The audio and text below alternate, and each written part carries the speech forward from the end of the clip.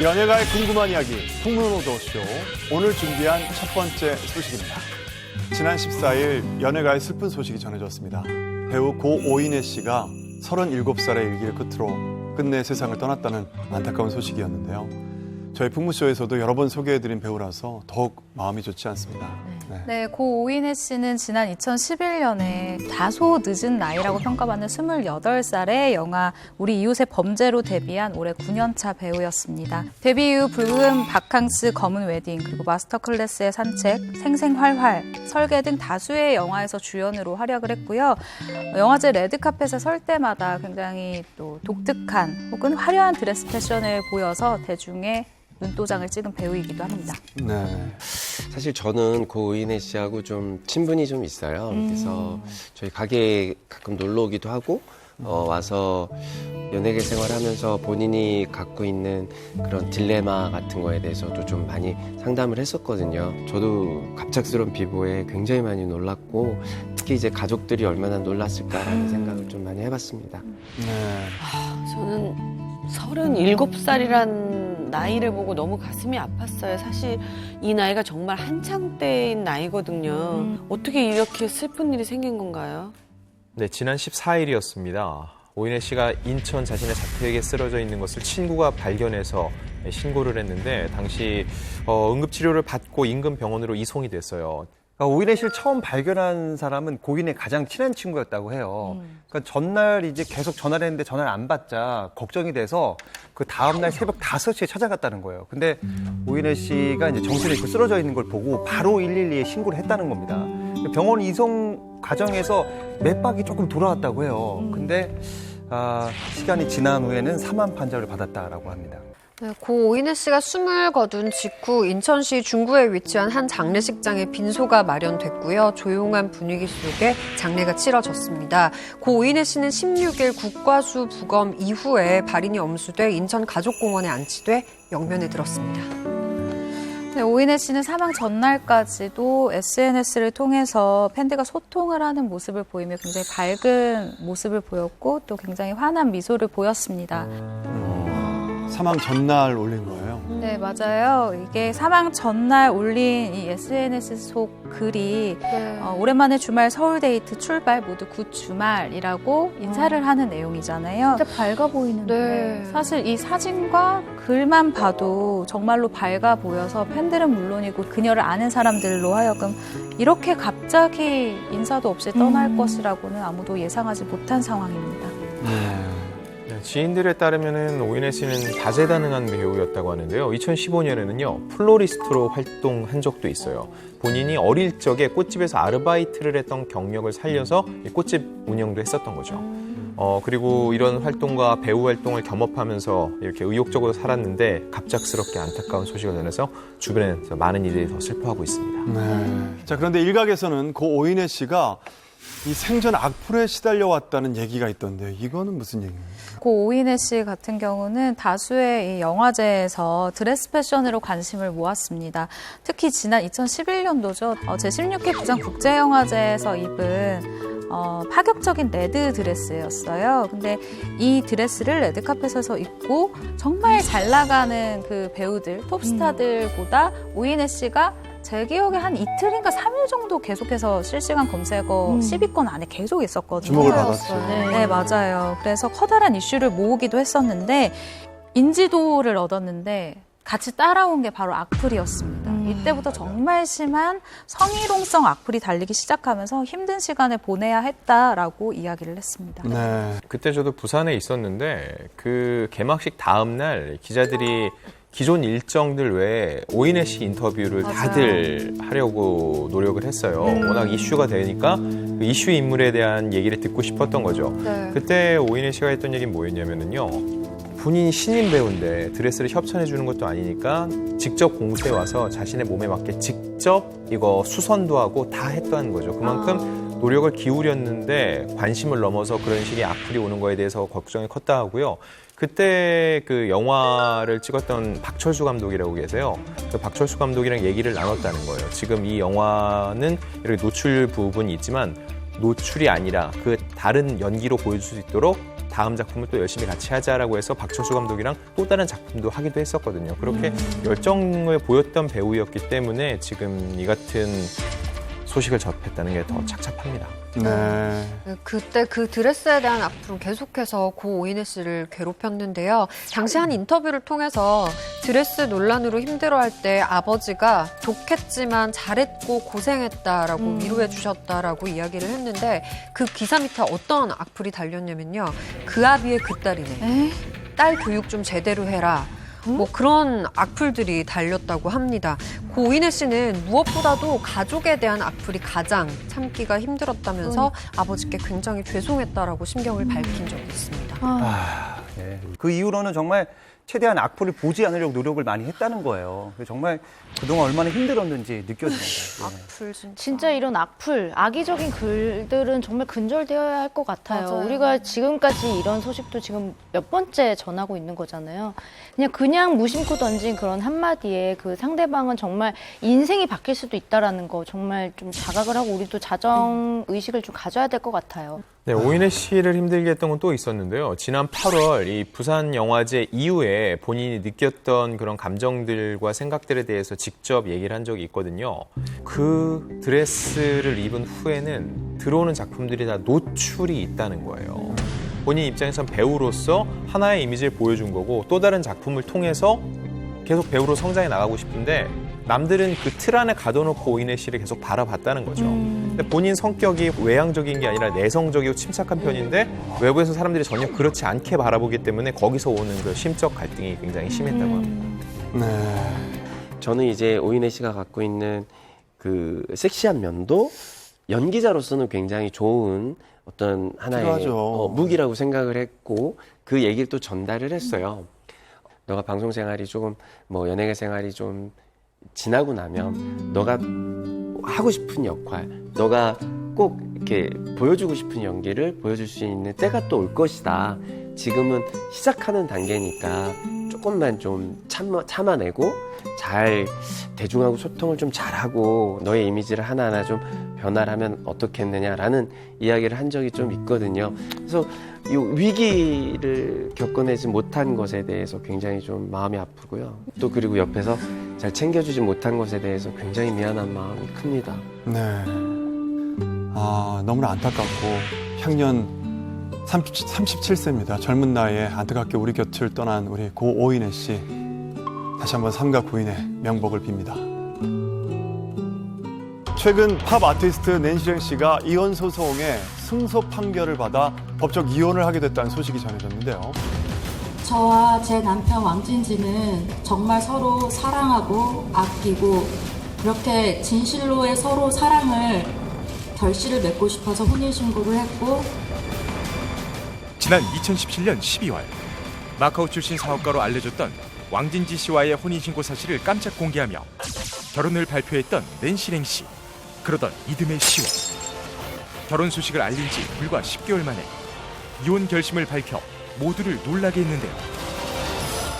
우리 이제 그만하자. 낸시랭 씨의 주장에 따르면 남편이 결혼 생활 내내 폭력과 폭언을 일삼았을 뿐만 아니라 동영상 유포 협박까지 했다고 밝혀 큰 충격을 안겨줬습니다. 그 후 왕진진 씨가 돌연 낸시랭 씨의 유책 사유를 주장하며 서로 진실 공방이 길어지던 가운데 지난 9월 10일 법원에서 원고 승소 판결을 내리며 드디어 법적으로 이혼을 하게 된 낸시랭 씨. 이혼 소송과 그 뒷이야기를 풍문쇼에서 낱낱이 공개합니다. 네, 지난 9월 10일이었는데요. 낸시랭 씨가 지난해 4월 제기한 이혼 소송에서 승소 판결을 받으면서 이 남편 왕진진 씨와의 2년 9개월간의 결혼 생활에 종지부를 찍었다는 소식이 전해졌습니다. 네. 이후에 낸시랭 씨는요, 이 이혼 승소 판결에 대해서 한 매체와 인터뷰를 나눴는데 그 내용을 보면 악몽 같았던 지난 시간들을 빨리 잊겠다. 날벼락을 맞은 듯 정신없는 가운데 위로와 관심을 가져주신 모든 분들께 진심으로 감사드린다고 신경을 전했습니다. 네. 사실 저는 얼마 전에 또 봤어요.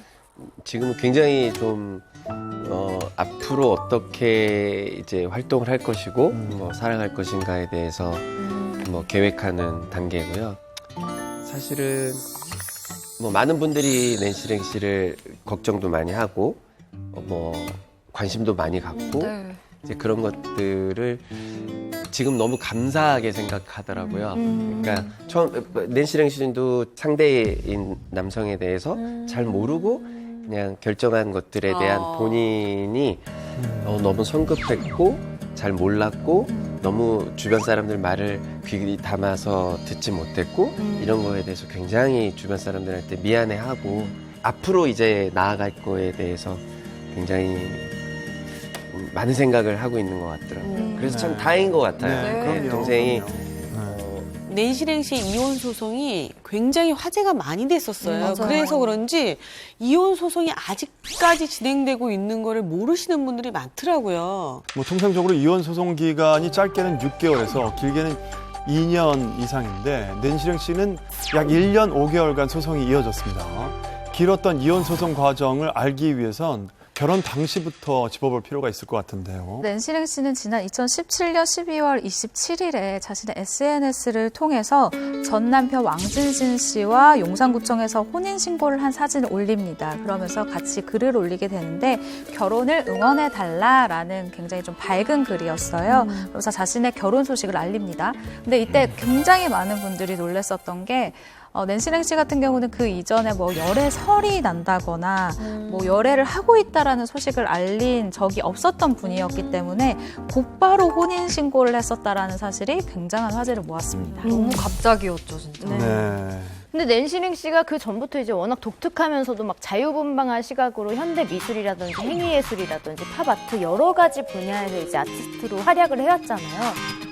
그래서인지 저는 결혼식 생략하고 이제 혼인신고부터 했다고 했을 때도 낸시랭 씨와 잘 어울리는 뭔가 그런 행보다라고 뭔가 되게 앞서가는 듯한 그런 느낌을 받았었거든요. 되게 놀라진 않았었는데 뭐 특별한 이유는 있었나요? 낸시랭 씨가 한 매체와의 인터뷰에서 이렇게 밝힌 적이 있습니다.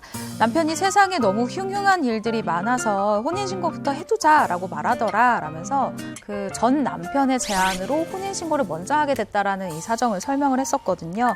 당초 두 사람은 이듬해인 2018년도에 가족들과 상의 후에 결혼식을 올릴 계획이다라고 얘기를 했었는데 결국 식은 올리지 않았습니다.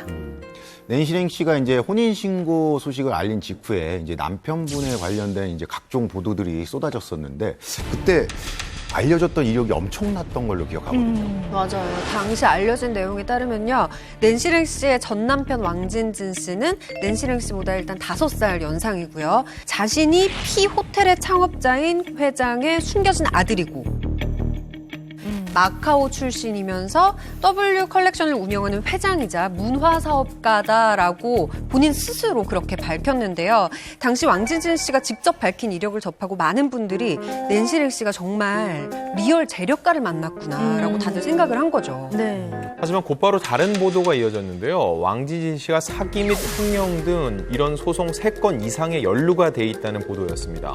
결국 이 내용이 일파만파 번지니까 두 사람이 함께 혼인신고를 한 지 사흘 만에 기자회견을 자청을 했는데 여기서 이런 의혹들에 대해서 해명하는 동시에 결혼 생활은 계속 이어가겠다는 의지를 밝혔습니다. 힘든 모습보다는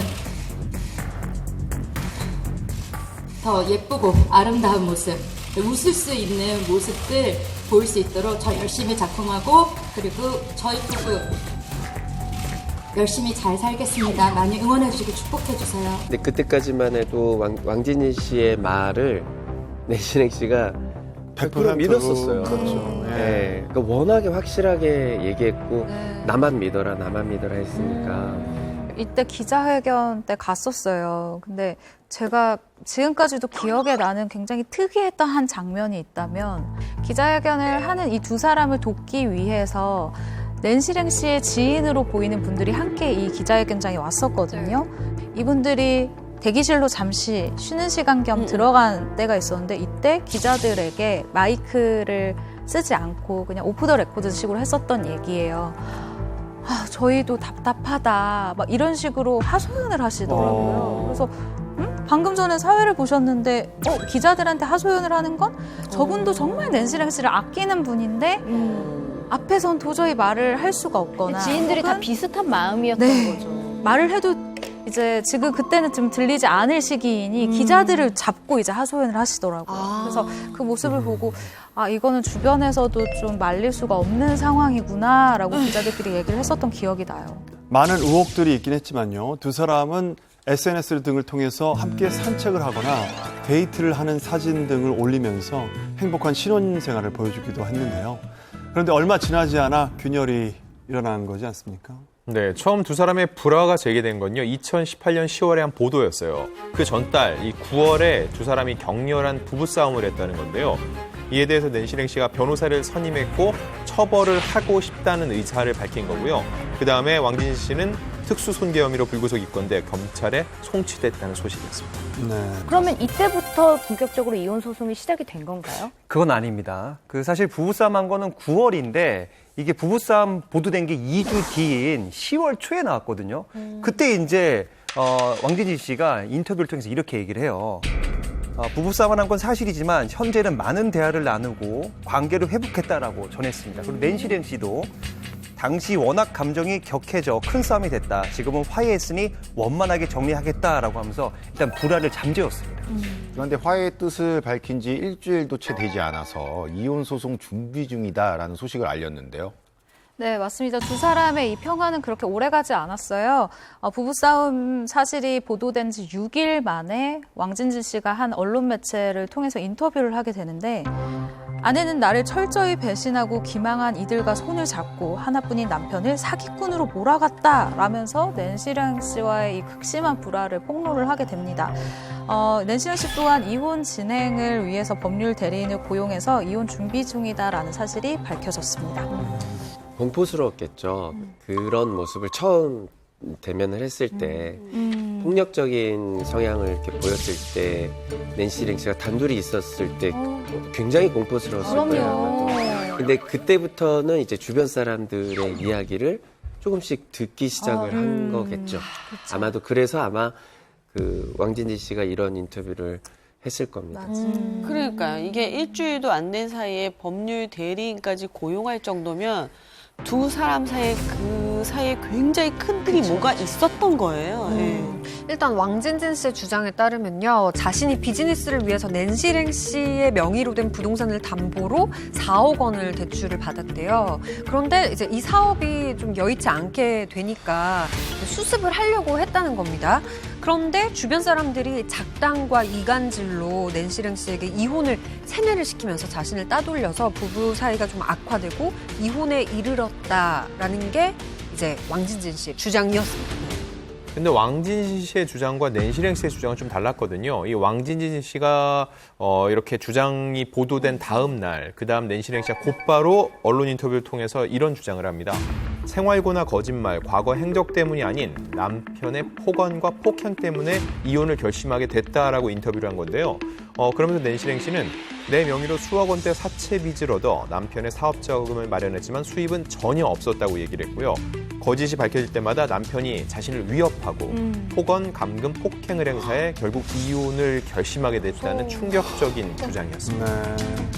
낸시랭 씨가 또 다른 인터뷰를 통해서 이런 얘기를 했는데요.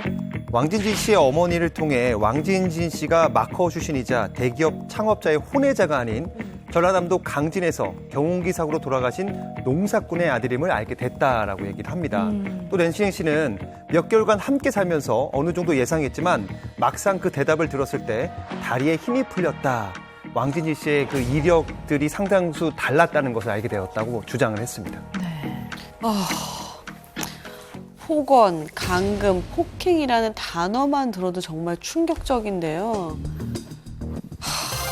이후 낸시랭 씨를 힘들게 한 건 또 따로 있었다면서요? 네, 낸시랭 씨는 한 라디오 방송과의 인터뷰에서 왕진진 씨가 이혼 발표 이후인 15일부터 이 두 사람의 은밀한 동영상을 공개 협박을 받고 있다라고 하면서 굉장히 두렵고 참담한 심경을 나타냈습니다. 이런 낸시랭 씨의 주장에 왕진진 씨는요. 동영상을 언급하거나 폭행 혹은 협박을 한 사실이 없다라고 반박하고 나섰는데요. 오히려 자신이 술에 취한 낸시랭 씨에게 폭행을 당했다고 역주장을 펼치기도 했습니다. 결국 두 사람이 진실 공방까지 가게 됐는데요. 나중에 누구의 말이 사실인지 밝혀지지 않아요. 현재까지 알려진 거는요. 지난 2018년 10월 25일 낸시랭 씨가 이제 왕진진 씨를요. 상해, 특수협박, 특수폭행, 강요, 성폭력 범죄 특례법 위반 등 12개 혐의로 고소를 결국 구속 기소가 됐습니다. 네. 그리고 1년 뒤 열린 공판에서 왕진진 씨는 이 12가지 혐의 중에서요. 이 동영상 협박을 포함해서 재물 손괴, 폭행 등 총 4가지 혐의에 대해선 시인한 것으로 전해졌습니다. 네, 그래서 제가 좀 취재를 해봤는데 낸시랭 씨 측에서는 이렇게 이야기를 했어요. 처음부터 왕진진 씨가 이 4가지 혐의에 대해서 맞습니다. 그건 제가 했고 나머지는 하지 않았습니다. 라고 좀 이런 표현이 어떨지 모르겠는데 깔끔하게 인정하고 부인한 게 아니라 처음부터 끝까지 계속해서 아닌데요. 난 이것들을 다 하지 않았습니다. 라고 12개 혐의를 모두 부인하다가 CCTV가 나온다던가 증거물이 나올 때마다 뭔가 정말 이걸 발을 뺄 수 없다라고 느낄 만한 증거물이 나왔을 때 그때 돼서 그 사안들만 시인을 했다라는 거예요. 그렇기 때문에 낸시랭 씨 측에서는 이것은 사실은 반성을 한다라고 보기는 좀 어렵지 않느냐라고 주장을 하더라고요. 네. 낸시랭 씨가 당시 왕진진 씨를 고소하면서 이혼 소송도 함께 진행했던 걸로 알고 있거든요. 네, 2019년 4월이죠. 낸시랭 씨의 법률 대리인이 한 매체와의 인터뷰에서 이런 이야기를 합니다. 낸시랭 씨가 이혼 소송을 제기했다라는 걸 밝힌 건데요. 사실 이혼 소송 제기에 앞서서 2018년 10월에 낸시랭 씨가 전 남편 왕진진 씨에게 100통 이상의 협박 문자를 견디다 못해서 가정법원에다가 접근금지 보호 명령 신청을 내기도 했습니다. 그리고 법원에서 이를 받아들였다라는 거는 사실 이 낸시랭 씨의 주장이 사실이다라고 볼 수 있는 부분이거든요. 그래서 2019년 1월에 왕진진 씨에게 낸시랭 씨의 주거지에서의 그 격리, 그리고 문자, 영상, 음성 등 이 모든 것들을 전송 금지해라라고 이제 명령을 하기도 했습니다. 네. 지난 9월 10일 이혼 소송에서 승소하며 드디어 이혼 성립이 이뤄졌는데요. 오랫동안 공방을 펼쳐온 낸시랭 씨가 승소 판결에 대한 심경을 좀 밝혔나요? 이번 이혼 소송에서 법원은 왕진진 씨에게 5천만 원의 위자료를 주라고 판결을 내렸는데 사실 이 5천만 원이면 굉장히 큰 돈이거든요. 낸시랭 씨가 언론 인터뷰에서 이렇게 얘기를 했어요. 위자료는 그 금액이 가장 최고치라고 들었다. 그만큼 왕진진이 나에게 육체적으로나 정신적으로나 큰 피해를 줬다는 걸 재판부가 인정한 것이라고 얘기를 했는데 부부간의 문제이기 때문에 따지기가 쉽지 않은데 이 정도의 위자료를 받게 되고 승소를 했다는 거는요. 낸시랭 씨의 주장이 상당 부분 재판부에서 받아들여졌다고 볼 수 있습니다. 네. 제가 오늘 녹화 직전에 낸시랭 씨랑 통화를 하고 들어왔어요. 낸시랭 씨가 꼭 이 부분을 강조해줬으면 좋겠다라고 부탁을 한 게 있는데 일단 한국에서 5천만 원의 위자료는 최대 금액이에요. 그래서 아까 말씀하신 것과 같이 그만큼 큰 피해를 입었다라는 거를 보여주는 부분이다라는 거랑 두 번째로는 5천만 원의 위자료를 주라라고 했잖아요. 낸시랭 씨는 알고 있어요. 내가 이 5천만 원을 받을 수 없다라는 거. 그래서 위자료를 받을 확률은 0%지만 본인에게는 이 재판 자체가 너무 소중한 거예요. 상징적인 의미가 있는 거죠. 맞아요. 꼭 정정해줬으면 하는 부분이 있다고 해요. 언론 보도가 잘못 나간 부분이 있어서 본인이 좀 꼭 바로잡고 싶은 부분이다라고 했는데 낸시랭 씨 같은 경우는 재산 분할 이 요청을 한 적이 없대요. 그러니까 본인이 왕진진에게 했던 것은 이혼을 해달라 그리고 위자료를 달라 이 두 가지 부분이지 재산 분할을 해달라고 한 적이 없대요. 그 말인즉슨 나눠줄 재산이 없었다라는 것이라고 얘기를 하거든요. 그렇기 때문에 자신은 이 재판에서 100% 승소한 것이다라는 걸 꼭 얘기해줬으면 좋겠다라고 얘기를 했습니다. 그런데 이혼 소송 과정에서 낸시랭 씨가 사채 때문에 이사까지 하게 됐다는 소식이 들려왔어요. 이건 무슨 얘기인가요? 예, 사채까지 섰다는 건 사실이고요. 이게 본인을 위한 게 아니라 전 남편의 사업 자금을 마련하는 과정에서 발생한 일이어서 더욱 안타깝고요. 거기다 2018년부터 각종 소송 등을 진행을 해왔잖아요. 그래서 쌓인 빚만 무려 10억 원에 이른다고 합니다. 10억 원에 이른다고 합니다. 그래서 실제로 경제적 상황이 지금 좋지 않은 편이고요. 한 달 이자만 600만 원 이상을 지불을 해야 되는 상황이래요. 그래서 원래는 한남동에 위치한 이 빌라에 거주를 해왔었는데 여기에 이제 살 수 있는 상황이 안 되는 거죠. 그래서 이 빚 상황 때문에 경기도의 한 오피스텔에서 생활을 하면서 작품 활동을 이어가고 있다고 해요. 네. 불행 중 다행인데 근데 제가 알기로는 이제 사채라는 것이 이제 기간이 늘어나면 늘어날수록 이자가 늘어나서 맞아, 원금보다 맞아. 이자 네. 갚기가 더 힘들다라는 맞아요. 얘기를 들었거든요. 근데 그것을 혼자 이렇게 감당할 수 있는지. 정말 다행히도 최근에 국내 전시회나 뭐 해외 전시회를 통해서 정말 호평을 많이 받고 있대요. 근데 그냥 이게 자신이 그냥 하는 얘기가 아니라 예를 들면 지금 코로나19 때문에 전시회도 좀 많이 취소가 된 상황인데 올해 전시회만 3번을 한 상황이거든요. 사실은 이건 미술계에서 좀 많이 이례적이죠. 한 그런 작가에 속해요. 그리고 이번에 전시회를 한 이 전시회에서 7점의 작품을 팔았어요. 근데 이건 좀 굉장히 많이 팔았던 내용이고 전화를 하면서 구체적으로 금액이 궁금하다. 얼마냐 도대체? 라고 물어봤거든요. 그랬더니 일단 가장 신작인 스칼렛 시리즈 중에서 100호 같은, 그러니까 큰 작품 같은 경우에는 100호에 2,500만 원이에요. 근데 이 작품이 일단 한번 팔렸고 네. 그리고 많이들 아시는 터부요기니 같은 경우도 20호가 550만 원인데 이 550만 원짜리 작품도 2개나 팔렸대요. 그렇기 때문에 사실 이번에는 이자를 갚는데 물어보신 것처럼 별 문제가 없을 것이라 보여집니다. 오는 11월에 서울의 한 갤러리에서 또 전시회가 예정이 되어 있어요. 그래서 낸시랭 씨는 이처럼 계속해서 작품 활동에 매진을 할 것으로 보여집니다. 예.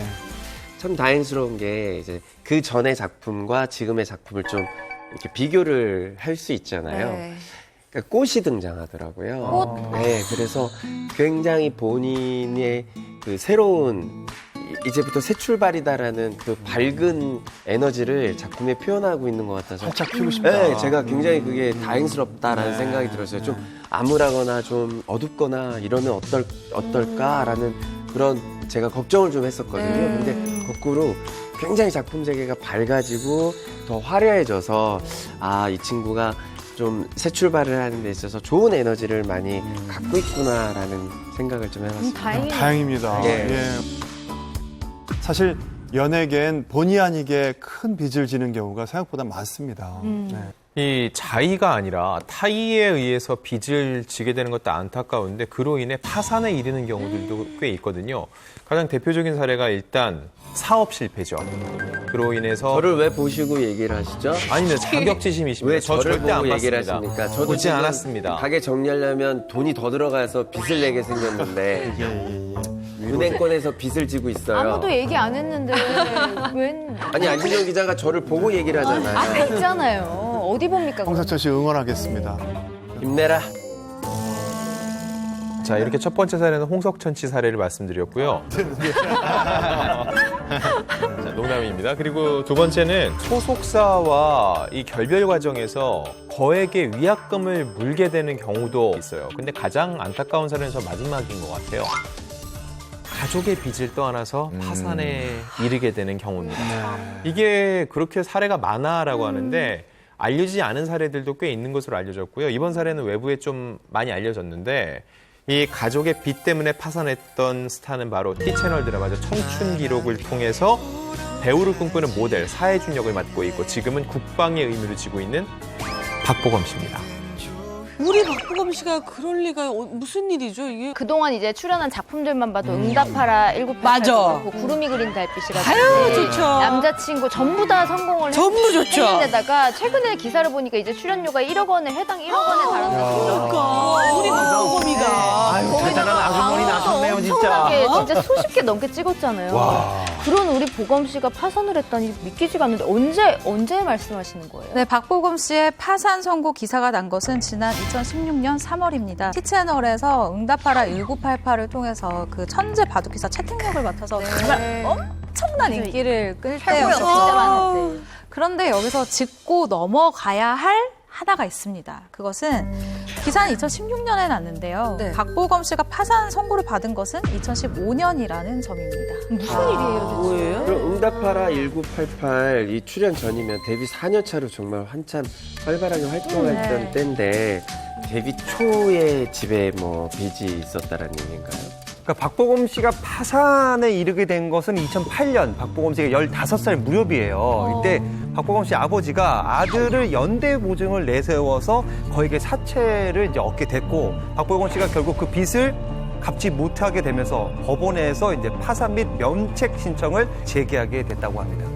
아니 그냥 빚도 아니고 사채빚에 아들을 연대 보증인으로까지 내세운 이유가 있나요? 일단 이 파산 선고 보도와 함께 파산 사유가 함께 밝혀졌는데요. 기사에 따르면 사업가였던 박보검 씨의 아버지가 사업 자금을 명목으로 3억 원을 빌렸다고 합니다. 그런데 그냥 일반 은행 대출이 아니고 이게 사채잖아요. 그러다 보니까 원금 3억 원의 빚이 박보검 씨가 파산 신청을 할 때는 8억 원이 되어 있었다고 해요. 이자만 5억이에요.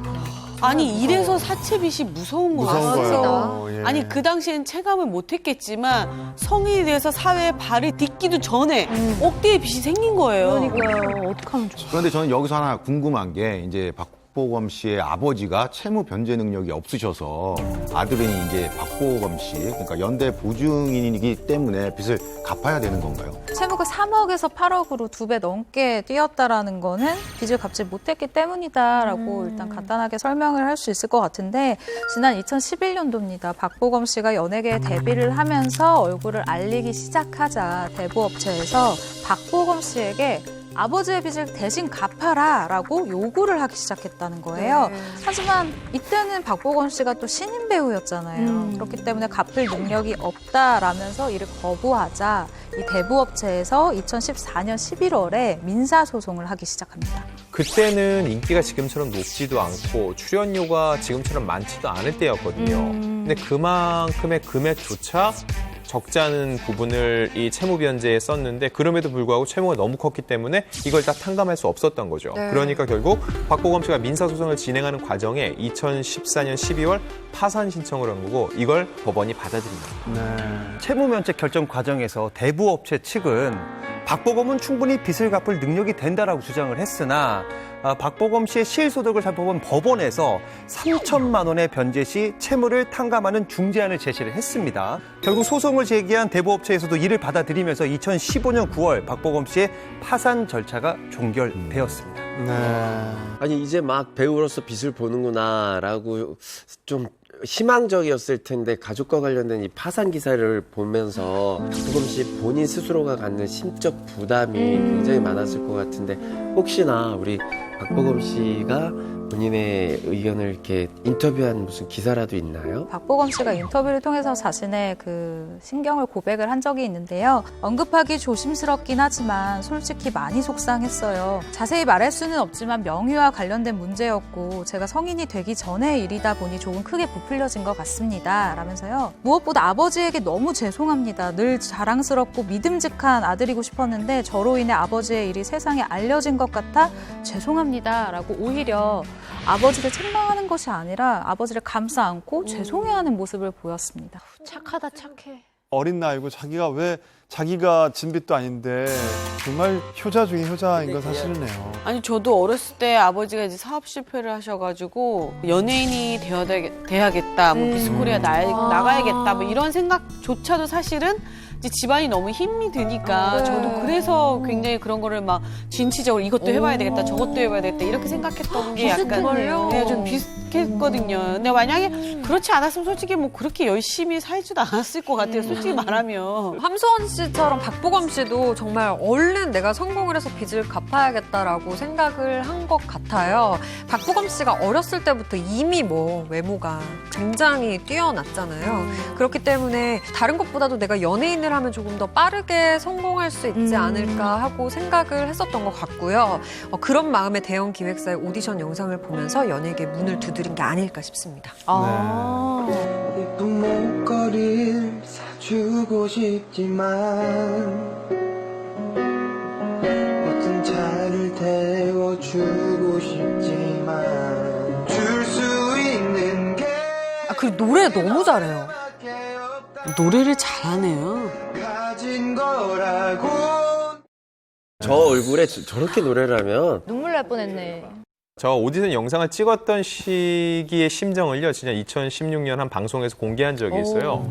고등학교 2학년 때였는데 정말 집이 어려워서 본인이 빨리 일을 해야겠다는 생각이 들었대요. 그래서 내가 우리 가족을 책임져야겠다는 생각으로 노래를 한 건데 아까 그 줄 수 있는 거 이거밖에 없다라는 게 정말 내가 가족으로서 가족들에게 해줄 수 있는 건 이거밖에 없다라고 신경을 막 토로하듯이 불러서 저렇게 잘 부른 게 아닐까요? 아유, 저는 다만 아쉬운 게 영상이 조금 어두워가지고 오히려 그 보검 씨의 미모가 그러니까 잘 보이지가 않는 게 흐릿해. 아, 그때는 본인 어렸을 외모를 너무 때니까. 평가한 게 아닌가. 조명의 잘 힘을 모르니까. 찍었어야 되는데. 너무 이쁘다. 근데 박보검 씨가 정말 효자예요. 특히 박보검 씨가 가장 많이 통화하는 사람이 가족이다라고 할 정도로 힘든 일이 있거나 이렇게 이야기할 게 있고 뭐 고민이 있거나 그러면 그 누구보다도 가족에게 먼저 털어놓는다는 말을 하더라고요. 가족애가 남다르다라는 생각이 좀 들었고요. 워낙에 예의 바르고 착하다라는 게 이게 그냥 몸에 배 있다라는 거거든요, 사실은. 박보검 씨가 이제 아버지하고 굉장히 애틋하다고 해요. 왜냐면 사실 그 초등학교 4학년 때 박보검 씨 어머님이 세상을 먼저 떠났다고 합니다. 그래서 이제 그 박보검 씨 아버지가 형, 누나, 박보검 이렇게 세 남매를 키운 거예요, 혼자. 그리고 박보검 씨가 어린 시절에 고열에 많이 시달려서 응급실을 막 가는 경우가 많았는데 그때 이제 아버지가 박보검을 살리기 위해서 굉장히 노력을 많이 했다라는 거예요. 그래서 이 부자가 굉장히 끈끈하다라고 전해지고 있습니다. 박보검 씨 실제로 만나보면 정말로 깍듯하고 예의 바른 스타일이에요. 아버지가 어릴 적에 그런 가르침을 주셨대요. 10에서 1을 빼면 혹성천 씨 몇이죠? 9 아닌가요? 그렇죠. 9가 맞는데 0이라고 생각을 하라고 그거를 하셨대요. 자신 있게 대답을 못하고. 왜냐면 보검 씨 아버지는 뭔가 특별한 의도가 있지 않았을까. 네, 특별한 대답을 원하지 않았을까라는 생각에 10 빼기 1은 0이라고 가르쳤다고 해요. 이게 뭐냐면은 사실 연예인들이 그렇거든요. 10번 잘해도 하나 잘못한 것 때문에 모든 게 공든탑이 다 무너질 수 있는데 맞아요. 박보검 씨에게 어릴 적부터 이거를 계속 가르쳤다는 거죠. 그래서 박보검 씨가 항상 예의 바른 모습을 견지하면서 아버지의 가르침을 충실히 따르려고 노력한다고 합니다. 청춘 기록에 지금 제가 아는 그 저희 샵에서 일하는 스태프들이 거기 출장을 나갔었거든요. 네. 근데 거기서 이제 밤 늦게까지 새벽까지 촬영을 하고 이제 집에 돌아가는 길에 다들 너무 힘들고 이제 그 스태프끼리도 인사하기도 너무 지치는 그런 상황이었는데 박보검 씨가 퇴근을 하다가 이제 그 스태프들을 보고서 굳이 차를 멈추고 창문을 내리고 인사를 하고서 갔다는 거예요. 그래서 스태프들이 너무 감동을 받아서 어차피 우리는 박보검 씨가 그 차에 있는 줄도 몰랐는데 인사를 안 하고 갔어도 됐는데 그 새벽에 인사를 굳이 하고 가더라. 그게 너무 놀랐다고. 그게 저도 그런 삶을 살았던 적이 있기 때문에 그렇죠. 인사는 또 박수홍이죠. 확실히 사람들마다 다른 게 저희 풍무쇼 녹화할 때도 박수홍 씨는 이렇게 들어오시면서 먼저 안녕하세요 하면 다들 안녕하세요 하잖아요. 근데 홍석천 씨는 들어올 때 안녕하세요 다 받으면 들을 때 안녕 하고 차이는 분명히 있는 것 같아요. 사람. 예쁘게 앉잖아요. 다소 못하게. 사실은 우리 박보검 씨는 네. 워낙에 이제 많은 분들한테 사랑을 받지만 네. 저랑 이태원 클래스 할 때 마지막 까메오로 지겨워 죽겠어. 의리를 이게 좀 그만해요. 나 때문이 아니라 이제 감독님이라든가 네, 네. 또 박서준 씨하고의 또 네, 의리가 네. 있으니까 이제 마지막 촬영을 네. 하러 왔는데 근데 이제 연기 딱 끝나고 촬영 끝나고 나서 이제 감독님이 박보검 씨한테 사진 찍는 거를 한번 부탁을 했어요. 근데 너무 기분 좋게 찍어주기 시작했는데 그러다 보니까 이제 스태프들이 마지막 촬영이니까 저도 찍으면 안 될까요? 하는데 그걸 너무 환하게 웃으면서 끝까지 다 사진을 찍어주고 그러고 떠나는 걸 보면서 참 젊은 친구인데 저렇게 하기가 정말 어렵거든요, 사실은. 그런데 이제 최근에 박보검 씨 때문에 네. 수많은 팬들이 눈물을 흘렸다는 소리가 있습니다. 많이 울었죠. 지금 여기 밤낮으로 매일 눈물 훔치는 분이 계시잖아요. 지금 여기. 네, 맞아요. 이제 홍석천 씨를 비롯해서 많은 팬분들이 지난달에 이제 박보검 씨가 저한테 얘기도 없이 우리 팬들한테 얘기도 없이 소리 소문 없이 입대를 했습니다. 그래가지고 그러니까요. 제가 본의 아니게 이렇게 공신이 됐잖아요. 어머. 그래서 우리 보검 씨 언제 제대하나 이렇게 찾아봤는데 얼마 전에 너무 반가운 사진이 떴어요. 그거 혹시 보셨나요? 내가 모두 올라서 어찌나 멋있는지. 아니, 대한민국은 이제 걱정을 안 해도 되겠네. 그러니까요. 아니, 저런 분이 우리나라를 지켜주고 있다니, 정말. 우리 보검 씨는 이게 마스크를 쓰고 군복을 입고 모자를 쓰고 있어도 세상에. 어디서나 뭐 1000m 밖에서도 눈매가 가릴 수 없어. 잘생김을 가릴 수 없어. 친하네. 박보검 씨는 해군병 출신인 아버지의 영향을 받아서 지난 6월 해군 문화 홍보단에 지원을 해서 합격을 했습니다. 이후 2달 뒤인 8월 31일에 28살의 나이로 입대를 하게 됐는데요. 또 박보검 씨는 2022년 4월에 제대를 한다고 합니다. 제가 이때까지 연예부 기자를 해야 되는 이유가 하나 더 늘었네요. 2022년 2022년에 보검 씨 제대 기념으로 가게 하나 다시 준비해야겠네요. 보검 씨를 위해서요? 웰컴 파티인가요? 맛있는 걸 먹여야 되니까. 제대 파티 시켜주려고 가게를 연다고요? 찐사랑이다. 예. 에이, 알면서. 여러분 여기에 지금 다들 박보검 씨 좋아한다 하시는데 찐팬은 제가 볼 때는 한 분도 안 계십니다. 왜요? 박보검 씨 보고 싶으시다고 하셨죠? 네.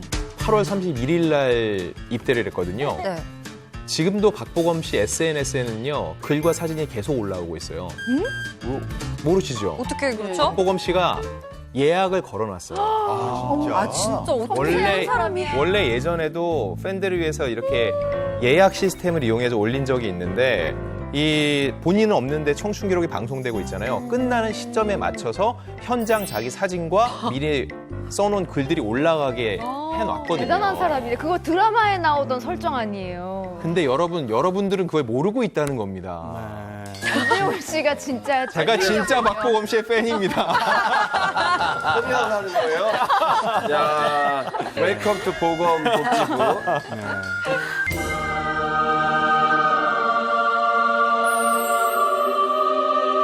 자, 사실 파산까지 이르진 않았지만 가족이 진 빚으로 인해서 고생한 스타들은 정말 많습니다. 지난 7월엔 올해 가장 핫한 배우로 떠올랐던 한소희 씨가 어머니 비투 관련 글 때문에 곤욕을 치렀었죠. 네, 맞습니다. 당시 한소희 씨의 어머니 관련된 비투 내용을 살펴보면요. 2015년 10월부터 2016년 8월까지 매월 245만 원씩 냈는데 자신이 돈을 받을 차례가 되자 한소희 씨의 어머니가 갯돈을 갖고 잠수를 탔다고 주장을 했습니다. 당시 글을 남긴 사람은요. 한소희 씨 어머니에게 받아야 될 돈이 한 2천만 원 정도 되는데 지난 4년 동안 한 번에 막 10만 원, 20만 원씩 이렇게 받아서 지금은 이자를 제외하고 원금은 970만 원 정도 남아있다라고 주장을 했습니다. 네. 이때 그 한소희 씨 어머니 비투 폭로글로 한창 인기가도를 달리고 있는 한소희 씨가 피해를 받을까봐 많은 분들이 정말 걱정을 했던 기억이 있거든요. 네. 그 당시 한소희 씨 어머니의 비투 소식이 전해지자마자 자신의 블로그에 신경을 담았는데요. 20살 때 어머니의 채무를 알게 됐고 천륜이기에 자식된 도리로 데뷔하기 전부터 힘닿는 곳까지 어머니의 빚을 변제해 드렸다라고 설명을 했고요. 어리고 미숙한 판단으로 빚을 대신 변제해 주는 것만이 해결책이라고 생각했던 불찰로 인해 많은 피해자가 생긴 것 같아 죄송한 마음뿐이다라면서 거듭 사과를 했습니다. 당시 한소희 씨 어머니의 비투로 인해서 한소희 씨의 주변 사람들이 나서서 말하기를요. 각종 아르바이트를 하며 모은 돈으로 어머니의 채무를 변제해왔고 심지어 어머니의 빚을 갚기 위해서 한소희 씨가 온갖 광고료를 다 붓기도 했대요. 그럼에도 불구하고 한소희 씨의 엄마가 또 딸의 이름을 팔아서 계속해서 빌리고를 반복하면서 한소희 씨가 이제 어머니와의 연을 끊었다라는 이야기를 했습니다. 그러니까요. 그렇게 한소희 씨가 그때 블로그에 글을 올린 이후에 일단락이 되는 듯 보였는데 어떻게 잘 해결이 된 건가요? 네, 말씀하신 것처럼 한소희 씨가 블로그에 그 신경글을 올린 이후에는 이 어머니 비투와 관련된 기사가 나오지 않고 있어요. 피해자라고 주장하시는 분들에서도 추가 글을 쓰지 않는 걸로 봐서는 양측에서 합의가 잘 된 것으로 보여집니다. 네. 그리고 한소희 씨가 글로벌 브랜드인 엘사의 한국 모델이에요. 근데 이 일이 있은 후에 SNS 첫 게시물로 이 브랜드의 그 현장 사진, 그러니까 이 브랜드에서 찍은 사진을 게시를 하면서 여전히 예쁜 근황을 알렸어요. 그래서 제가 이 브랜드 쪽에 문의를 해봤는데 스태프들이 굉장히 걱정을 했대요. 혹시나 좀 위축되지 않을까. 네, 위축되지 않았을까? 혹시나 좀 힘들어하지 않을까를 걱정을 했는데 굉장히 좀 의욕적으로 촬영에 임했다라고 합니다. 그리고 이건 한소희 씨보다 제가 조금 더 빠른 소식일 수도 있는데 중국 쪽에서 또 중국 모델로 한소희 씨를 또 리스트 중에서 이제 좀 보고 있더라고요. 어쩌면 한소희 씨가 글로벌하게 더 뻗어나가는 모습도 저희가 볼 수 있을 것 같습니다. 그래요. 네, 제가 알기로는 이제 배우 이정재 씨도 어머니의 빚 때문에 한때 고충을 겪은 걸로 알고 있거든요. 네, 말씀하신 대로 이정재 씨도 어머니 빚 때문에 힘든 시간을 보냈고요. 단순히 그냥 빚을 갚다가 힘든 게 아니라 이 억대 빚으로 인해 소송까지 휘말렸습니다.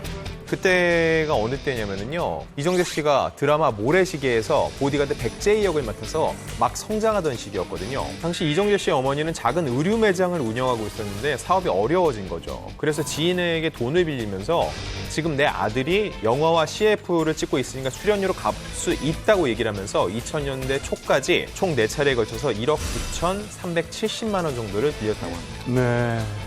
근데 보면은 돈을 빌릴 때 우리 애가 뜨면 말이지 한 방에 갚을 수 있어. 이런 멘트는 무슨 단골 멘트 같아요. 그러니까요. 그럼 당시 어머니가 돈을 갚지 않으셔서 이정재 씨에게 대신 갚아라 이렇게 말씀을 한 건가요?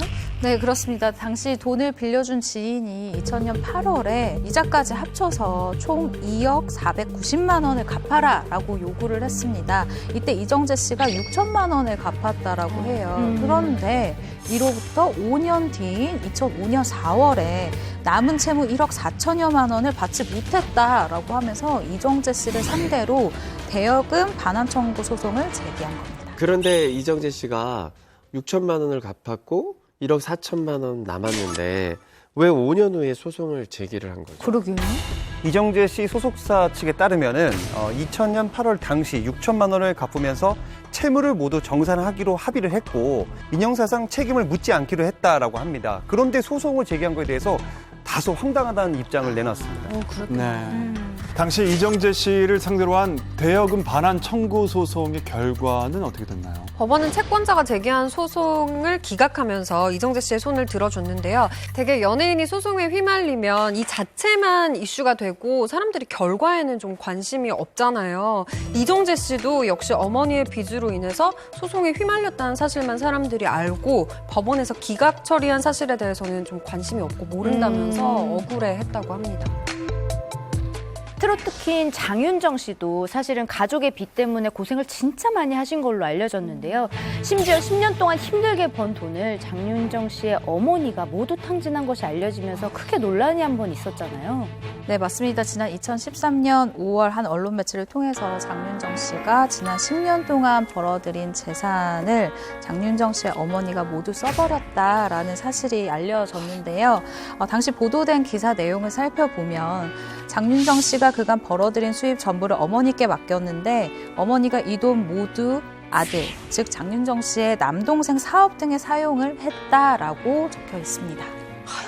장윤정 씨는 데뷔와 동시에 어머나로 정말 엄청난 인기를 끌었잖아요. 전국의 행사를 정말 많이 다녀서 행사의 여왕이다라는 별칭을 가질 정도였는데 수입이 정말 어마어마했을 텐데 남동생이 어떤 사업을 하길래 그곳에 장윤정 씨가 벌어들인 돈들이 쓰인 건지 그게 궁금합니다. 그 장윤정 씨의 남동생은 그간 커피 사업부터 공연장 대관 사업, 무역업 등 다양한 사업에 도전을 했습니다. 사업 자체가 이제 크다 보니까 이 자금을 장윤정 씨 돈을 많이 사용했다는 거예요. 당시 장윤정 씨의 부모님이 이혼 소송 중이었다고 하는데요. 장윤정 씨 말에 의하면 어느 날 우연히 통장을 찍어봤더니 통장 잔고는 하나도 없고 오히려 마이너스 10억 원이 찍혀 있었다라고 합니다. 그러니까 10년 동안 벌었던 돈을 그냥 탕진한 걸 떠나서 빚까지 생긴 거예요. 그쵸. 10억 원이 생긴 거니까 저였으면 진짜 깜깜했을 것 같거든요. 앞이. 그러니까요. 사실 가족이니까 사업들을 도와줄 수는 있다고 생각을 합니다. 그런데 이제 돈을 벌고 있는 본인인 우리 장윤정 씨에게는 먼저 사용 여부를 물어봤어야 되지 않나 이런 생각을 하는데요. 그 당시에 장윤정 씨 가족들이 언론 매체를 통해서 굉장히 적극적으로 응대를 하고 본인들의 입장을 주장을 했는데 딸의 재산을 탕진하지 않았으며 딸은 이미 집을 나간 뒤 연락이 끊긴 상태라고 얘기를 했고요. 그 장윤정 씨의 남동생 역시 누나 장윤정에게 손에 끼친 일은 없다. 누나가 생긴 빚이라고 하는 것은 자산 관리를 잘못했기 때문에 생긴 것이라면서 장윤정 씨의 재산을 탕진했다는 얘기를 부인했습니다. 네, 당시 장윤정 씨가 지난 2014년 3월에 자신의 입장을 명확히 합니다. 남동생을 상대로 자신에게 빌린 이 3억 2천만 원을 갚으라면서 대여금 반환 청구 소송을 낸 것인데요. 1년 4개월 뒤인 2015년 7월 재판부는 남동생에게 3억 1,968만 원을 장윤정에게 반환하라라는 판결을 내렸습니다. 사실 뭐 가족 빚을 대신 갚는 것도 참 힘든 일인데 가족과 소송까지 치르는 거 이거 보통 일이 아닙니다. 참 장윤정 씨 정말 마음고생 많이 했을 것 같습니다. 네. 가족의 빚으로 힘든 시간을 보낸 스타분 중에서 저는 개인적으로 이분이 가장 대단하신 것 같아요. 누구? 우리나라 트로트계의 4대 천왕이시죠. 이분 송대관 씨. 아내의 빚을 갚고 있다는 이야기를 제가 들었어요. 네. 네, 맞습니다. 송대관 씨는 아내의 빚이 무려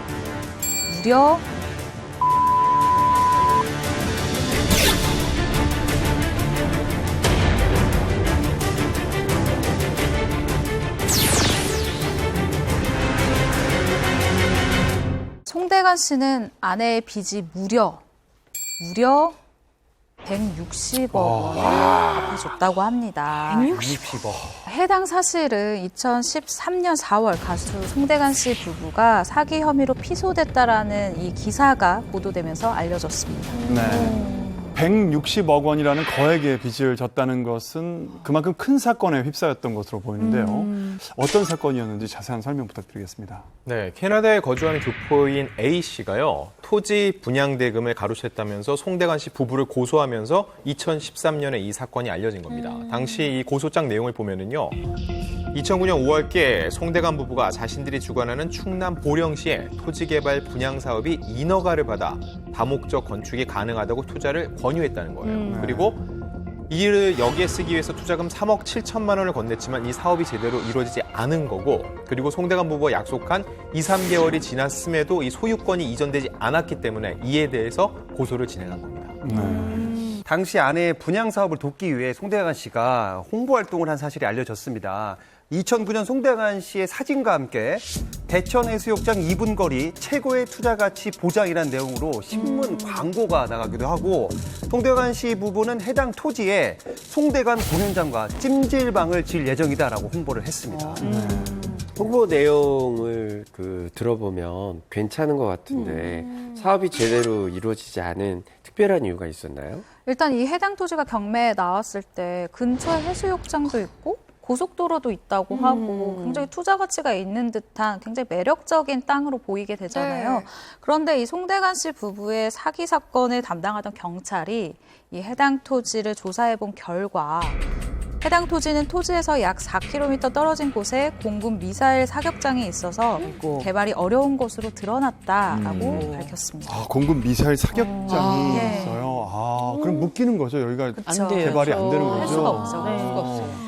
이 분양 사업 경험이 없는 사람이 하기에는 애초에 조금 너무 큰 사업이 아니었나 그런 생각이 드는데, 이후 송대관 씨 부부의 이 사기 혐의 소송은 결과가 어떻게 나왔나요? 네, 지난 2014년 10월입니다. 법원은 부동산 투자 명목으로 지인에게 거액을 받아 가로챈 혐의를 받은 송대관 씨에게 징역 1년 2월에 집행유예 2년, 송대관 씨 부인 이모 씨에게는 징역 2년의 실형을 선고를 했습니다. 두 사람의 선고 결과가 다른 이유에 대해서는 송대관 씨는 연예 활동을 하면서 수익 대부분을 아내에게 맡겼고 아내가 주도적으로 사업을 추진했던 점을 고려했다라고 밝혔습니다.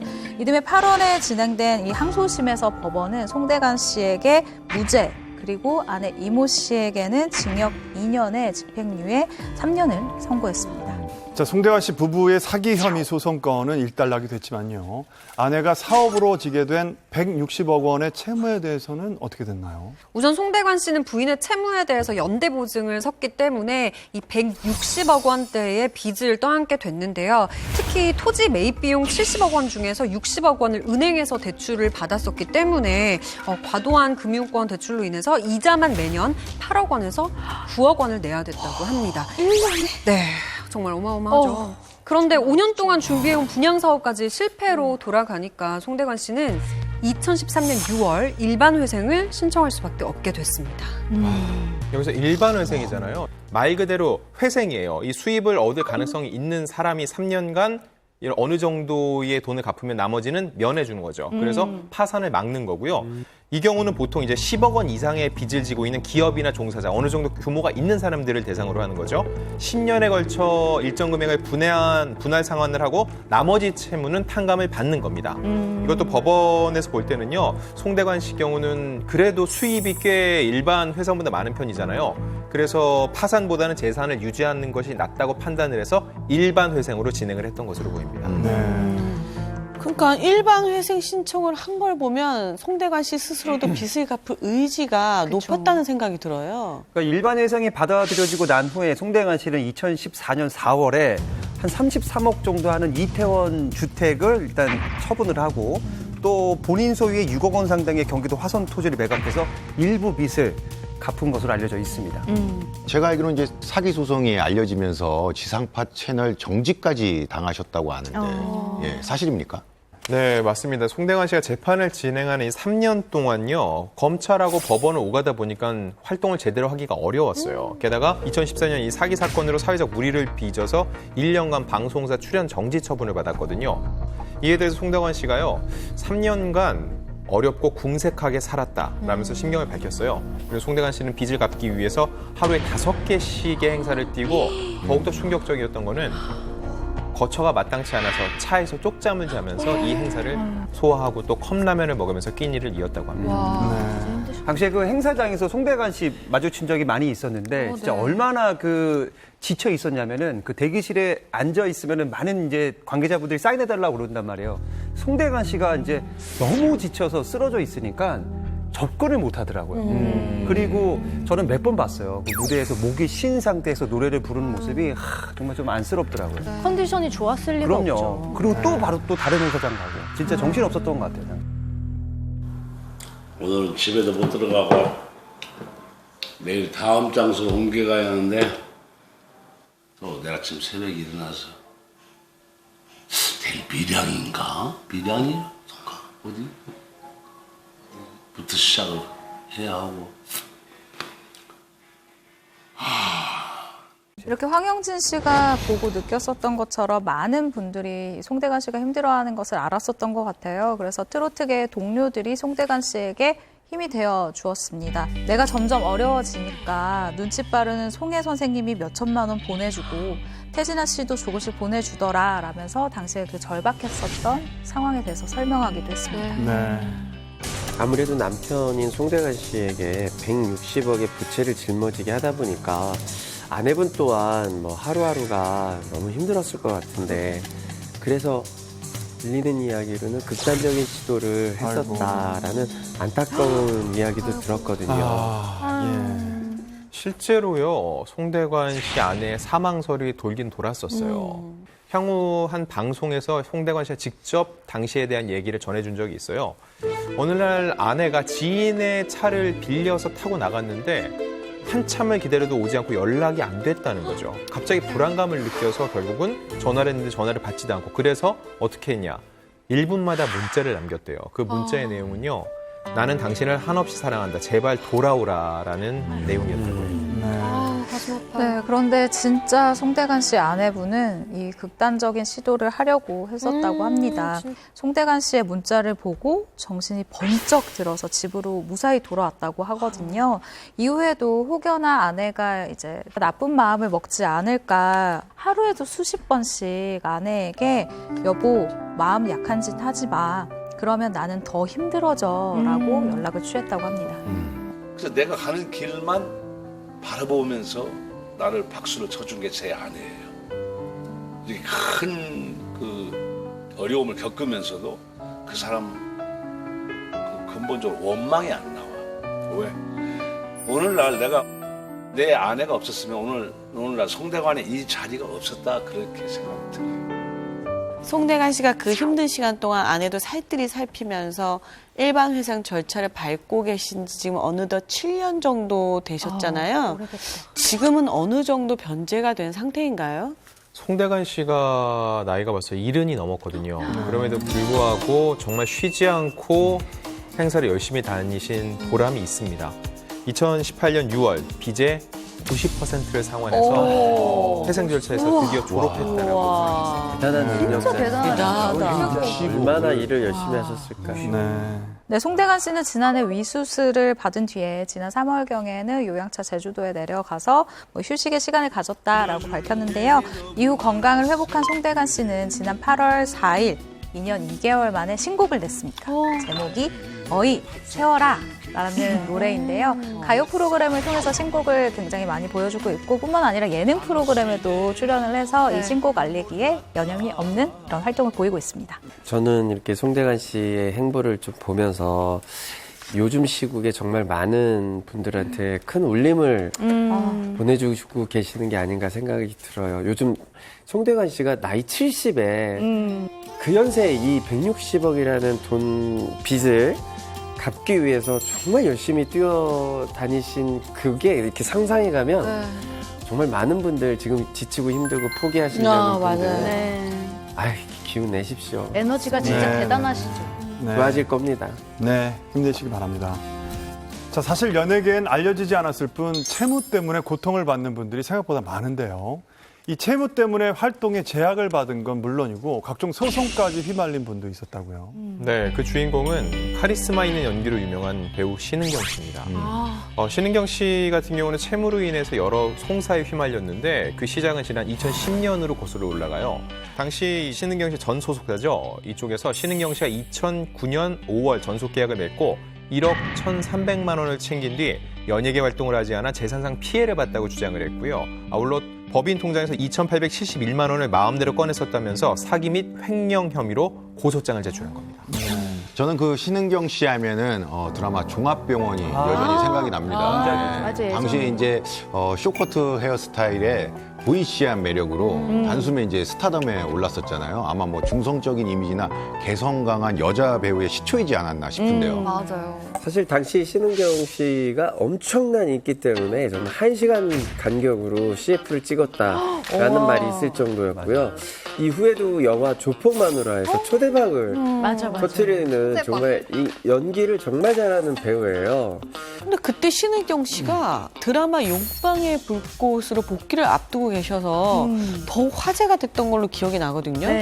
당시 사기하고 횡령 혐의에 대해서는 어떻게 결론이 났나요? 당시 그 매니저 때문에 소속사 대표에게 오해를 산 거라며 뭐 사기 및 횡령 혐의에 대해서 무혐의 처분을 받았습니다.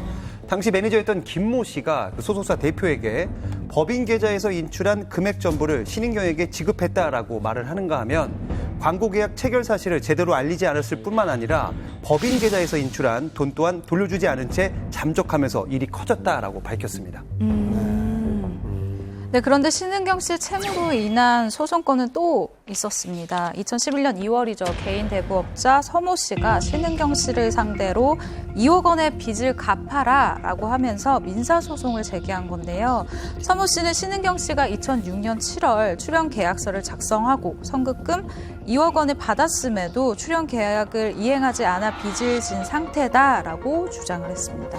그런데 여기서 끝이 아닙니다. 또 다른 개인 대부업체인 유모 씨가 2011년 2월 원금 3,500만 원과 이자에 대한 지급 명령을 요구하는 소송을 건 건데요.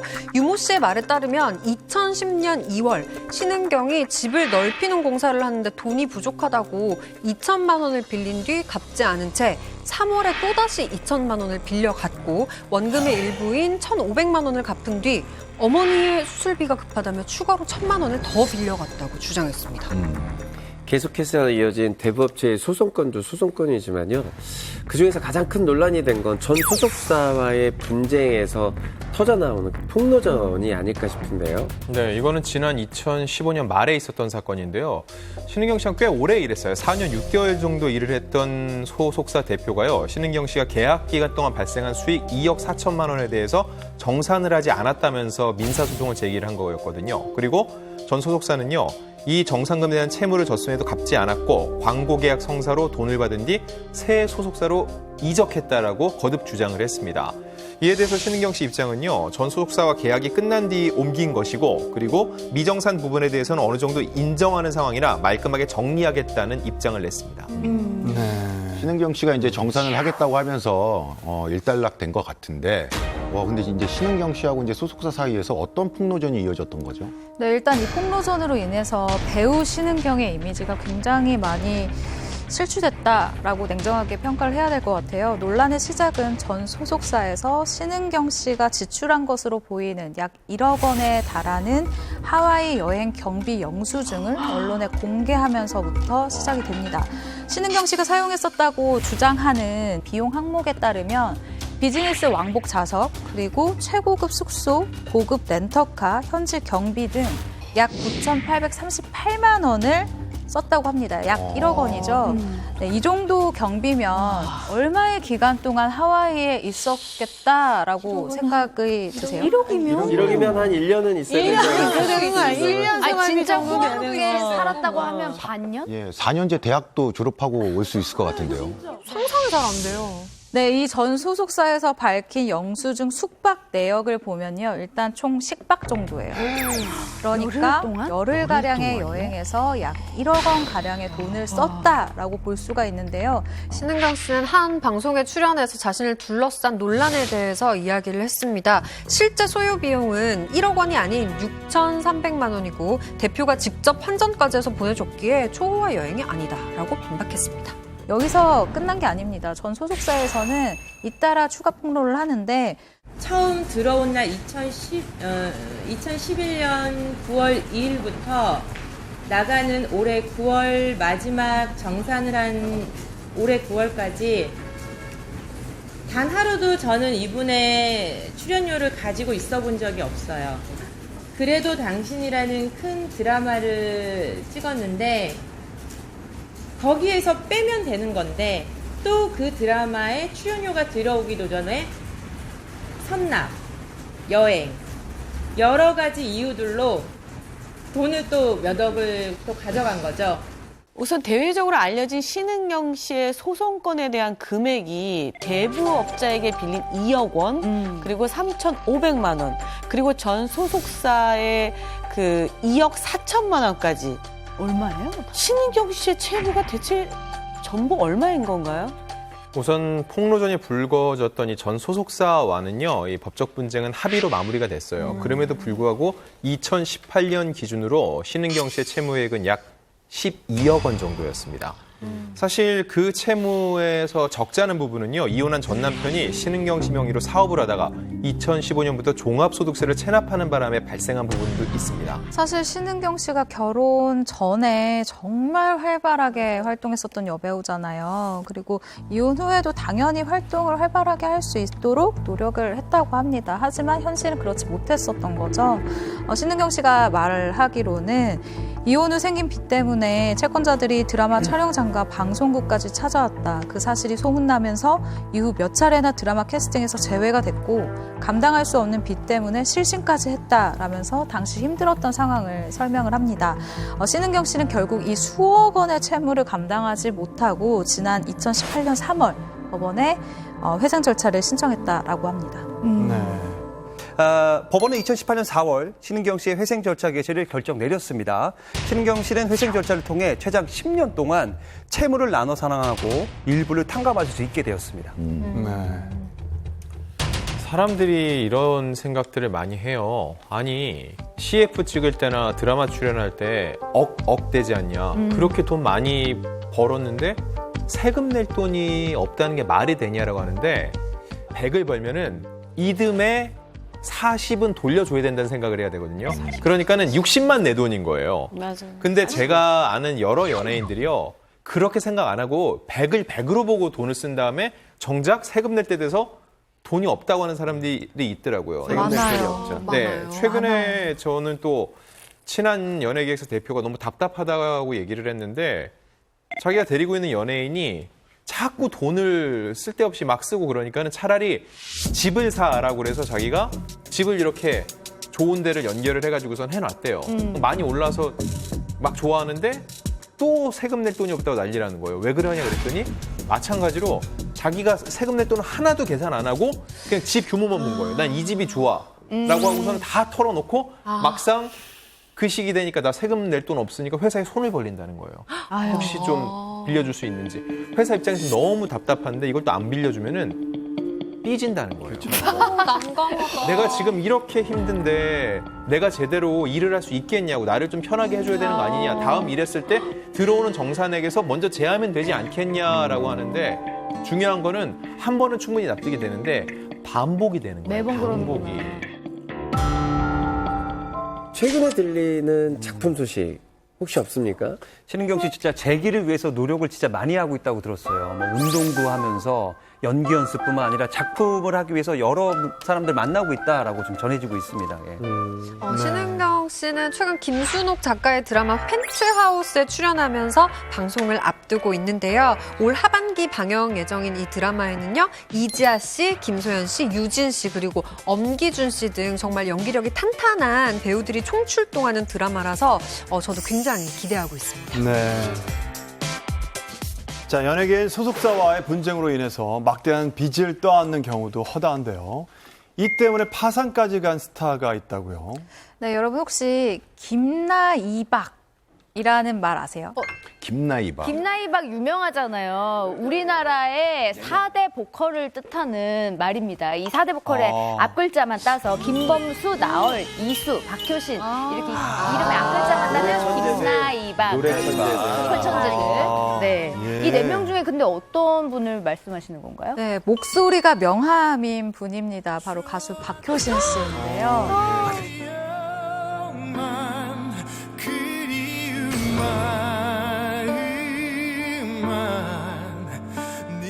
박효신 씨는 1999년 데뷔한 후에 동경, 좋은 사람, 뭐 정말 많은 노래들. 하지 마세요. 사랑했어. 하지 마세요. 조는 사람 아니에요? 조는 사람. 네, 정말 연이어서 히트곡을 발표한 최고 인기 가수 반열에 오른 정말 그야말로 대단한 국민 가수다라고 얘기를 하고 싶은데요. 특히 2002년도에 발표한 좋은 사람 앨범은 약 47만 장이라는 판매고를 올리면서 남자 솔로 가수 최고의 음반 판매량 명단에 이름을 올리기도 했습니다. 박효신 씨가 올해 나이가 벌써 40이에요. 벌써? 네, 데뷔 이후에 21년째 우리나라 최고의 보컬리스트로 자리를 지키고 있습니다. 네. 박효신 씨가 많은 분들에게 이렇게 자신의 이름을 알린 거는 바로 이 노래예요. 어떤?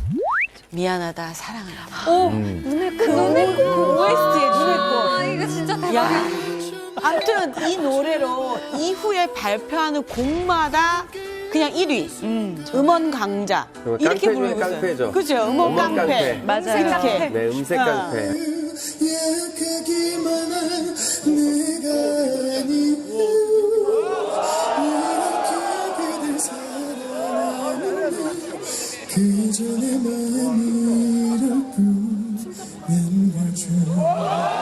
박효신 씨는 진짜 싫어하는 사람이 없을 정도로 진짜 많은 분들이 좋아하시는데, 저도 진짜 좋아하는데, 근데 방송에서는 최근에 본 적이 없었던 것 같아요. 이 소속사와의 분쟁이 진짜 여파가 커요. 우선 사건의 발단은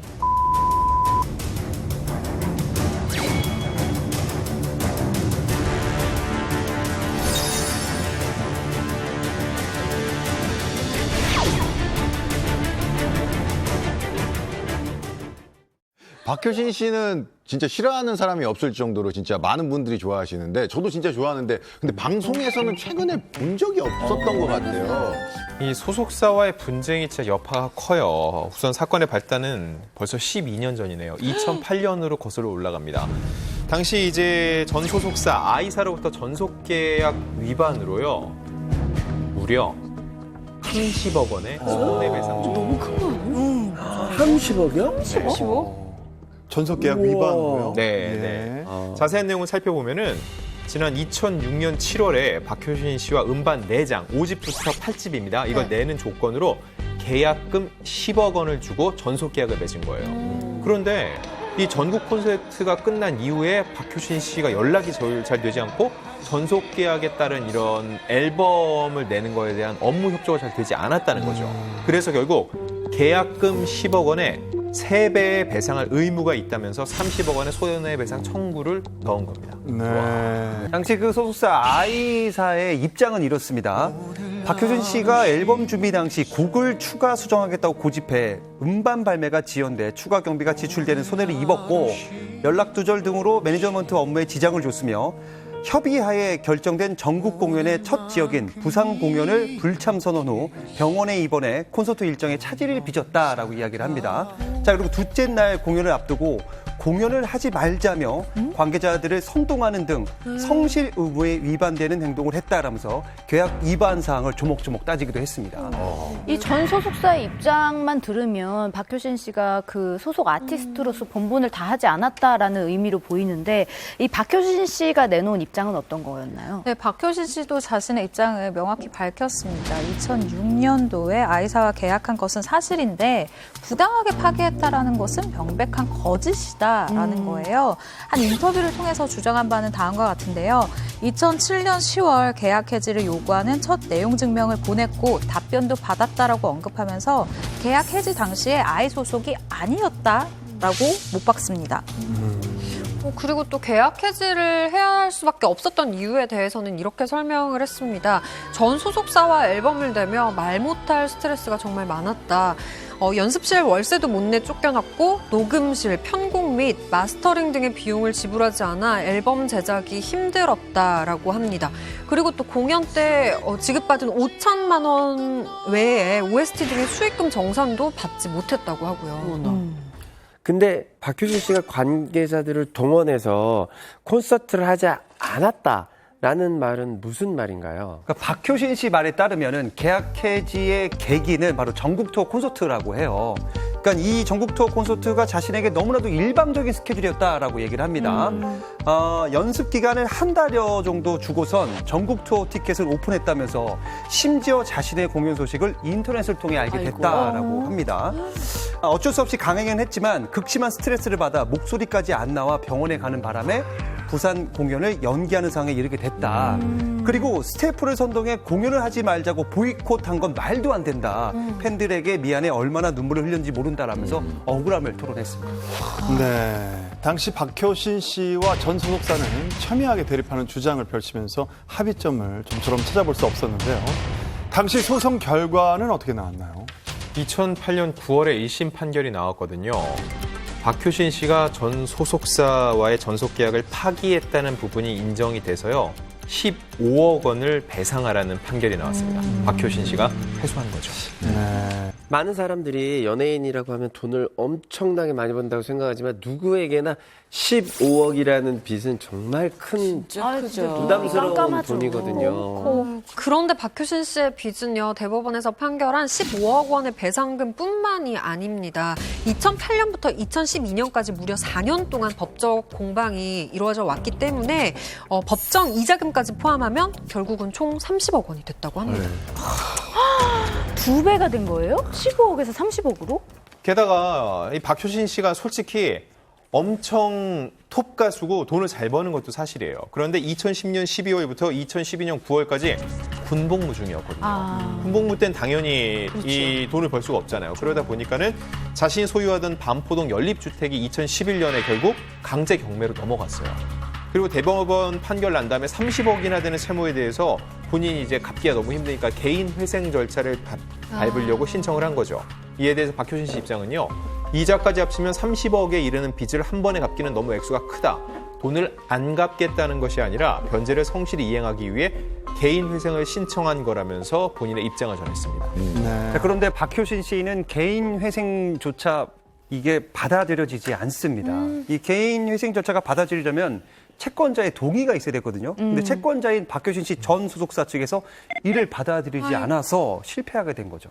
근데 그도 그럴 것이 뭐 아시는 분들은 다 아시겠지만 박효신 씨 하면 이제 콘서트 이제 티켓만 오픈을 해도 정말 전석이 금방 매진이 돼요. 티켓팅 자체가 굉장히 어려운 공연이고 제대 후에 또 이제 주로 뮤지컬계에서 활발하게 활동 중이시거든요.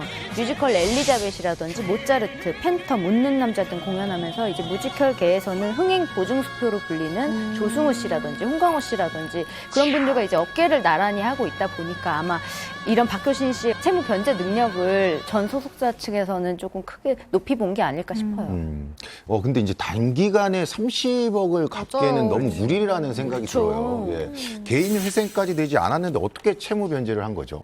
네, 박효신 씨가 소송에 휘말린 전 소속사 이후에 2009년 8월에 또 새로운 소속사로 이적을 하게 되어 그러다가 지난 2014년 3월 박효신 씨의 진짜 듣기만 해도 어마어마한 이 30억 원의 빚과 이자를 이후 소속사에서 모두 한 번에 깔끔하게 청산을 해줍니다. 그런데 그때 당시에 이 소속사 말에 의하면 워낙 금액이 커서 개인적으로 해결하기는 어려웠다. 개인회생을 실패한 뒤 당장 곤란한 상황에 처해 있어서 우선 급한 불은 꺼야 된다라고 생각했다라고 전하면서요. 특정한 조건을 걸고 돈을 준 것은 아니다. 박효신 씨에 대한 신뢰와 성장 가능성을 높이 샀기에 가능했던 일이다라고 설명을 했습니다. 순서를 만났었네요. 아티스트에 대한 소속사의 신뢰 때문인지 박효신 씨가 2014년 3월에 발표한 명곡 야생화가 엄청나게 히트했잖아요. 완전. 이건 진짜. 이거 완전 명곡이죠. 좋았던 기억만 그리운 마음만 좋았던 기억만 그리운 마음만. 이 박효신 씨의 야생화는요, 자작곡이에요. 본인이 이렇게 소속사 분쟁 등 굉장히 심적으로 힘들 때 그 마음을 담고 자신의 처지를 이겨내겠다는 의지를 담았기 때문에 더 진정성 있게 들렸던 것 같고요. 이 노래 가사처럼 박효신 씨는 들판에 피어나는 야생화처럼 정말로 어려움을 이겨내고 음악적으로 다시 한번 비상을 했거든요. 지금도 이 4대 보컬 중에 한 명으로서 위엄을 지키고 있고요. 궁금한 게 그럼 30억 탕감해준 새 소속사에서 자리 잡고 계속해서 활동을 한 건가요? 아닙니다. 지금은 그 소속사와도 관계가 정리됐고 또 다른 소속사로 이적이 돼 있는 상태예요. 네. 박효신 씨 근황에 대해서 좀 알려드리자면 가수뿐만 아니라 뮤지컬 배우 등으로 활동을 하고 계시고요. 지난 2월에는 코로나19 확산 방지 및 피해 지원을 위해서 1억 원을 기부하는 등의 행보를 보여주고 있습니다.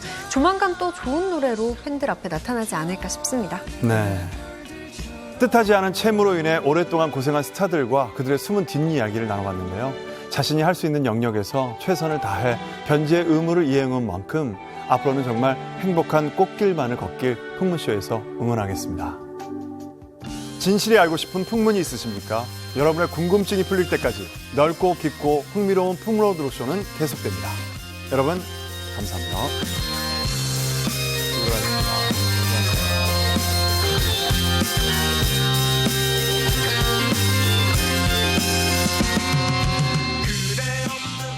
채널 A